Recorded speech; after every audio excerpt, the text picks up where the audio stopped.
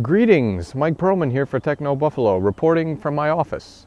Today's review is the Panasonic Lumix DMC-ZS15.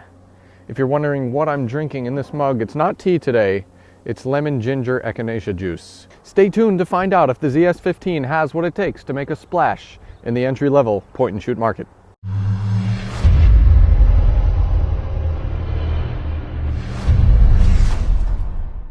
Hello everyone and welcome to my review of the Panasonic Lumix DMC-ZS15. If anyone out there has a cold, echinacea is nature's remedy. Moving on, the Panasonic Lumix DMC-ZS15 is the company's entry-level, higher-end entry-level point-and-shoot camera. So this shares a lot of features with the ZS20, but it keeps the price down. This is a $280 camera. We'll start with design. The Lumix ZS series is known for being very basic and plain on the outside. If you took a ZS camera from 2006 and told me it was a 2012 model, I wouldn't think twice about it. Really, Panasonic, the only thing that they've done over the years is slim down the size a bit and swap a few buttons here and there. But if you look at the external design, we still have old-fashioned switches and dials that throw us into camera and playback mode. There's a small mode dial. There's a static four-way directional pad without any sort of circular control. And we have a basic 3-inch 460,000 pixel display. Now underneath, this camera houses an 895 milliamp hour battery. It did not give me the best battery life, and there's a wimpy built-in flash up top here. But one of the great things about the ZS15 is that it has a profound 16x optical zoom.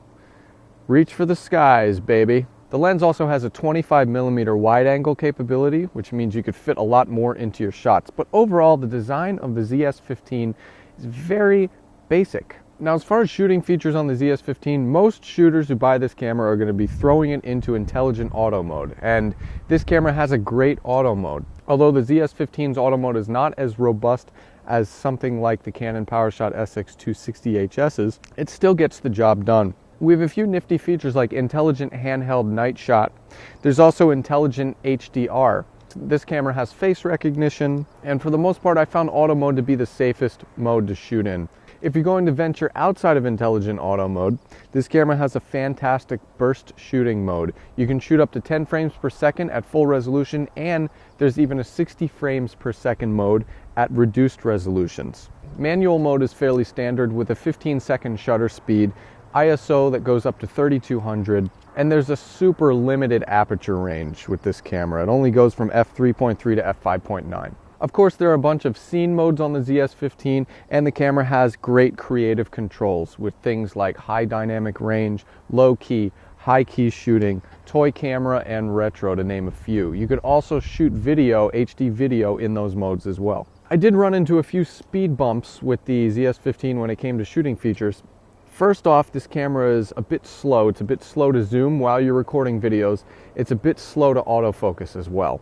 Also, the manual white balance is a terrible system on this camera. Rather than evaluating the scene and having the camera make internal adjustments, you have to rely on a warm, cool slider to get the job done. I found the SX260HS to be superior when it came to adjusting white balance. Also, shooting features in video mode were very limited. Overall, the Lumix DMC-ZS15 offers a basic menu of shooting features. And now, image quality. Image quality with the Panasonic Lumix DMC-ZS15. The ZS lineup has always given me great image quality throughout the years. The ZS15 is no exception, especially in bright light. This camera is great in bright light, in both videos and stills. It has a 12.1 megapixel high sensitivity MOS sensor, which is the same technology found in the higher priced ZS20 and FZ150.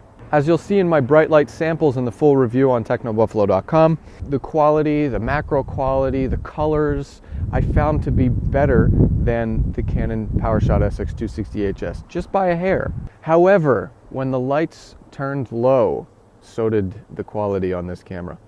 It was a lot harder with that manual white balance to get a good, accurate color reading in low light.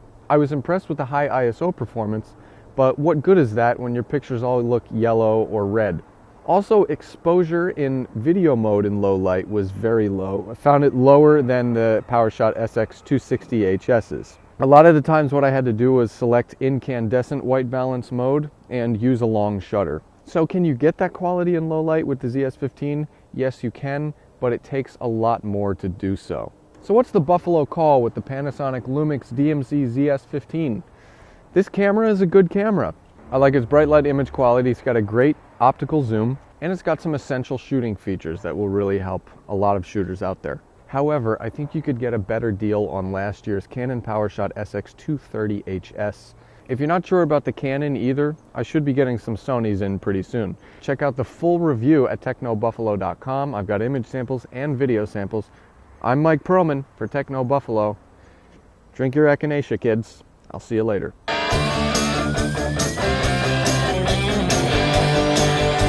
Hi, I'm Noah Kravitz from Rumor Roundup. Round 'em up. Woohoo!